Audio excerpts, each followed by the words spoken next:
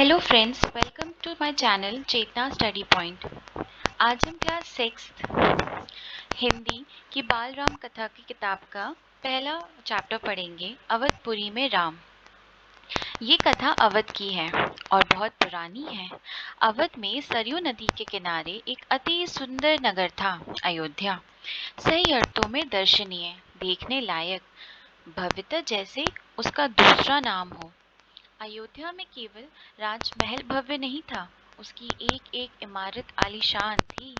आम लोगों के घर भी भव्य थे। सड़कें चौड़ी थीं, सुंदर बाग बगीचे, पानी से लबालब भरे सरोवर, खेतों में लहराती हरियाली, हवा में हिलती फसलें सरयू की लहरों के साथ खेलती थीं। अयोध्या हर तरह से संपन्न नगरी थी। संपन्नता कोने अंतरे तक बिखरी हुई, सभी सुखी, सभी समृद्ध। दुख और विपन्नता को अयोध्या का पता नहीं मालूम था, या उन्हें नगर की सीमा में प्रवेश की अनुमति नहीं थी। पूरा नगर विलक्षण था, अद्भुत और मनोरम। उसे ऐसा होना ही था। वह कौशल राज्य की राजधानी था। राजा दशरथ वहीं रहते थे। उनके राज में दुख का भला क्या काम। राजा दशरथ कुशल योद्धा और न्यायप्रिय शासक थे। महाराज अज के पुत्र, महाराज रघु के वंशज, रघुकुल के उत्तराधिकारी। रघुकुल की रीति नीति का प्रभाव हर जगह दिखाई देता था। सुख समृद्धि से लेकर बात व्यवहार तक लोग मर्यादा का पालन करते थे, सदाचारी थे। पवित्रता और शांति हर जगह थी, नगर में भी, लोगों के मन में भी। राजा दशरथ यशस्वी थे। उन्हें किसी चीज की कोई कमी नहीं थी। राज सुख था, कमी होने का प्रश्न ही नहीं था। लेकिन उन्हें एक छोटा सा दुख था, मन के कोने में छिपा हुआ। वह रह रह कर उभर आता था, उन्हें सालता रहता था। उनकी कोई संतान नहीं थी। आयु लगातार बढ़ती जा रही थी। उनकी 3 रानियां थीं, कौशल्या, सुमित्रा और कैकेयी। रानियों के मन में भी बस यही एक दुख था, संतान की कमी। जीवन सूना सूना लगता था। राजा दशरथ ने से रानियों की बातचीत प्रायः इसी विषय पर आकर रुक जाती थी। राजा दशरथ की चिंता बढ़ती जा रही थी। बहुत सोच विचार कर महाराज दशरथ ने इस संबंध में वशिष्ठ मुनि से चर्चा की। उन्हें पूरी बात विस्तार से बताई। रघुकुल के अगले उत्तराधिकारी के बारे में अपनी चिंता बताई। मुनि वशिष्ठ राजा दशरथ की चिंता समझते थे। उन्होंने दशरथ को यज्ञ करने की सलाह दी, पुत्रेष्टि यज्ञ। महर्षि ने कहा, आप पुत्रेष्टि यज्ञ करें महाराज, आपकी इच्छा अवश्य पूरी होगी। यज्ञ महान तपस्वी ऋष्यशृंग की देख रेख में हुआ। पूरा नगर उसकी तैयारी में लगा हुआ था। यज्ञशाला सरयू नदी के किनारे बनाई गई। यज्ञ में अनेक राजाओं को निमंत्रित किया गया। तमाम ऋषि मुनि पधारे। शंख ध्वनि और मंत्रोच्चार के बीच एक एक कर सबने आहुति डाली। अंतिम आहुति राजा दशरथ की थी। यज्ञ पूरा हुआ। अग्नि के देवता ने महाराज दशरथ को आशीर्वाद दिया। कुछ समय बाद दशरथ की इच्छा पूरी हुई। तीनों रानियां पुत्रवती हुईं। महारानी कौशल्या ने राम को जन्म दिया, चैत्र माह की 9वीं के दिन। रानी सुमित्रा के 2 पुत्र हुए, लक्ष्मण और शत्रुघ्न। रानी कैकेयी के पुत्र का नाम भरत रखा गया।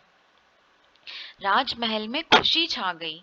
नगर में बधाइयां बजने लगी, मंगल गीत गाए गए।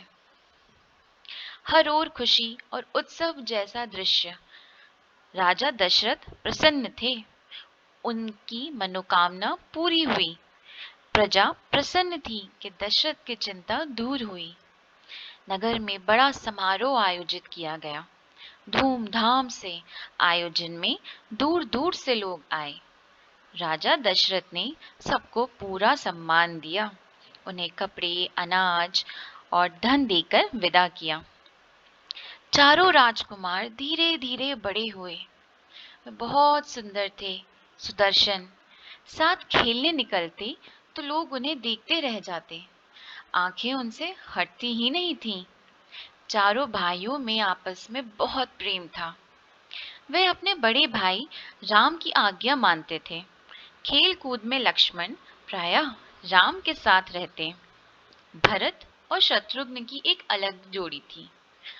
और बड़े होने पर राजकुमारों को शिक्षा दीक्षा के लिए भेजा गया। उन्होंने कुशल और अपनी विद्या के दक्ष गुरुजनों से ज्ञान अर्जित किया। शास्त्रों का अध्ययन किया, शास्त्र विद्या सीखी। चारों राजकुमार कुशाग्र बुद्धि के थे। जल्द ही सब विद्याओं में पारंगत हो गए। राम इसमें सर्वोपरि थे। उनमें कई अन्य गुण भी थे, विवेक, शालीनता और न्यायप्रियता। राजा दशरथ को राम सबसे अधिक प्रिय थे, ज्येष्ठ पुत्र होने के कारण और इन मानवीय गुणों के कारण भी। राजकुमार कुछ और बड़े हुए, विवाह योग्य। नगर में इसकी चर्चा होने लगी। महाराज दशरथ भी ऐसा ही चाहते थे, अपनी संतानों के लिए सुयोग्य वधुएं। परिजनों में चर्चा पहले से ही हो रही थी। बाद में पुरोहितों को भी इनमें शामिल कर लिया गया। अयोध्या का राजमहल, एक दिन ऐसी ही चर्चा चल रही थी, गहन मंत्रणा। तभी एक द्वारपाल घबराया हुआ अंदर आया। उसने सूचना दी कि महर्षि विश्वामित्र पधारे हैं। महाराज दशरथ तत्काल अपना आसन छोड़कर खड़े हो गए। द्वार की ओर बढ़े, महर्षि की अगवानी करने। उन्हें लेकर दरबार में आए। विश्वामित्र को ऊंचा आसन दिया गया। विश्वामित्र कभी स्वयं राजा थे, बहुत बड़े और बलशाली। बाद में अपना राजपाट छोड़ दिया, संन्यास ग्रहण कर लिया, जंगल चले गए। वहीं उन्होंने अपना आश्रम बनाया। उसे उन्होंने सिद्धाश्रम नाम दिया। महर्षि के स्वागत सत्कार के बाद दशरथ ने कहा, महर्षि आज्ञा दें, मैं आपकी क्या सेवा कर सकता हूं? आप अपने मन की बात कहिए, आपकी आज्ञा का पूरी तरह पालन होगा। राजन, मैं जो मांगने जा रहा हूं उसे देना आपके लिए कठिन होगा। अब आज्ञा दीजिए महर्षि, मैं उसे पूरा करने के लिए तत्पर हूं। बिल्कुल नहीं हिचकूंगा। मैं सिद्ध के लिए एक यज्ञ कर रहा हूं। अनुष्ठान लगभग पूरा हो गया है, लेकिन 2 राक्षस उसमें बाधा डाल रहे हैं। मैं जानता हूं कि उन राक्षसों को केवल एक ही व्यक्ति मार सकता है, वह है राम। आप अपने ज्येष्ठ पुत्र को मुझे दे दें ताकि यज्ञ पूरा हो, विश्वामित्र ने कहा। दशरथ पर जैसे बिजली गिर पड़ी। वह अचकचा गए। उन्हें उम्मीद ही नहीं थी कि मुनिवर उनसे राम को मांग लेंगे, उनके ज्येष्ठ पुत्र, उनके सबसे प्रिय। दशरथ चिंता में पड़ गए। विश्वामित्र दशरथ की दुविधा समझ रहे थे। उन्होंने कहा, मैं राम को केवल कुछ दिनों के लिए मांग रहा हूं। यज्ञ 10 दिन में संपन्न हो जाएगा। महाराज दशरथ दुखी हो गए। पुत्र वियोग की आशंका से कांप उठे। दरबार में सन्नाटा छा गया। दशरथ की दशा देखकर मंत्री चिंतित थे, पर चुप थे। महर्षि वशिष्ठ शांत थे। इतने में दशरथ कांप कर बेहोश हो गए। होश आया तो डर ने उन्हें फिर जकड़ लिया। मूर्छित होकर दोबारा गिर पड़े। संज्ञा शून्य पड़े रहे। महर्षि विश्वामित्र का क्रोध बढ़ता जा रहा था। दरबार सशंकित था, किसी अनिष्ट की आशंका से। वे कुछ समझ नहीं पा रहे थे। महर्षि और महाराज के बीच संवाद में कुछ बोलना उचित भी नहीं था। मुनि वशिष्ठ चुपचाप आकर महाराज दशरथ के पास खड़े हो गए।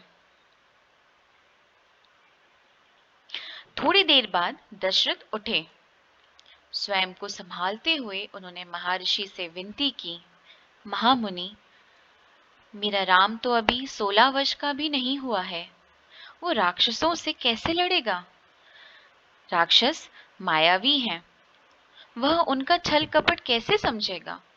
उन्हें कैसे मारेगा? इससे अच्छा तो यही होगा कि आप मेरी सेना ले जाएं, मैं स्वयं आपके साथ चलूं, राक्षसों से युद्ध करूं। महर्षि विश्वामित्र ने कोई प्रतिक्रिया व्यक्त नहीं की। क्रोधित थे पर उसे व्यक्त नहीं कर सकते थे। उन्हें अपने यज्ञ के नियम याद थे। क्रोध करने से यज्ञ खंडित हो जाता है, अनुष्ठान अधूरा रह जाता है। मैं राम के बिना नहीं रह सकता महामुनि, एक पल भी नहीं। आप राम को छोड़कर जो चाहे मांग लें, उसे मत ले जाइए। मैं राम को नहीं दूंगा, बिल्कुल नहीं। वह मेरे बुढ़ापे की संतान है, मैं उससे बहुत प्रेम करता हूं। महर्षि का क्रोध भभक उठा। दरबार, मंत्रीगण और ऋषि मुनि सकते में आ गए। आप रघुकुल की रीति तोड़ रहे हैं राजन, वचन देकर पीछे हट रहे हैं। यह बर्ताव कुल के विनाश का सूचक है। आप जानते हैं कि मैं स्वयं दुष्ट राक्षसों का संहार कर सकता था, लेकिन मैंने संन्यास ले लिया है। अगर आप राम को नहीं देंगे तो मैं यहां से खाली हाथ लौट जाऊंगा। बात बिगड़ती देखकर मुनि वशिष्ठ आगे आए। महाराज दशरथ को समझाया, राम की शक्ति के बारे में, प्रतिज्ञा तोड़ने के संबंध में, महर्षि विश्वामित्र के साथ रहने पर राजकुमार राम को होने वाले लाभ के बारे में। राजन, आपको अपना वचन पूरा करना चाहिए। रघुकुल की रीति यही है। प्राण देकर भी आपके पूर्वजों ने वचन निभाया है। आप राम की चिंता ना करें। महर्षि के होते हुए उनका कोई कुछ नहीं बिगाड़ सकता। महाराज दशरथ की चिंता कुछ कम हुई, पर मन अभी भी खिन्न था। पुत्र बिछोह का दुख सभी तर्कों पर भारी पड़ रहा था। गुरु वशिष्ठ ने कहा, महाराज, महर्षि विश्वामित्र सिद्ध पुरुष हैं, तपस्वी हैं, उन अनेक गुप्त विद्याओं के जानकार हैं। वह कुछ सोचकर ही यहाँ आए हैं। राम उनसे अनेक नई विद्याएं सीख सकेंगे। आप राम को महर्षि विश्वामित्र के साथ जाने दें। राम को उन्हें सौंप दें। दशरथ ने मुनि वशिष्ठ की बात दुखी मन से स्वीकार कर ली, लेकिन वह राम को अकेले नहीं भेजना चाहते थे। उन्होंने विश्वामित्र से आग्रह किया, कहा कि वे राम के साथ उनके छोटे भाई लक्ष्मण को भी ले जाएं। महर्षि विश्वामित्र ने महाराज दशरथ का यह आग्रह स्वीकार कर लिया। राम और लक्ष्मण को तत्काल दरबार में बुलाया गया। महाराज दशरथ ने उन्हें अपने निर्णय की सूचना दी। दोनों भाइयों ने उसे सहर्ष स्वीकार कर लिया, सिर झुकाकर आदर सहित। इसकी सूचना माता कौशल्या को दी गई। बताया गया कि राम और लक्ष्मण वन जा रहे हैं।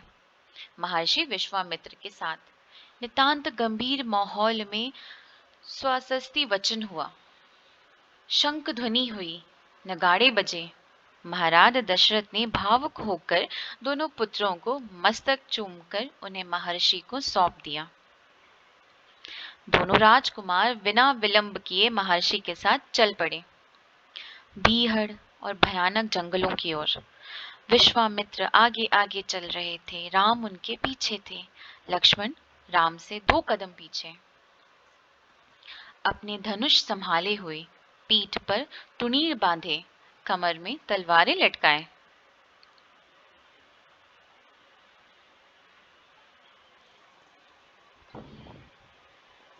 वीडियो पसंद आई हो तो उसे लाइक करें एंड चैनल को सब्सक्राइब करें। Thank you.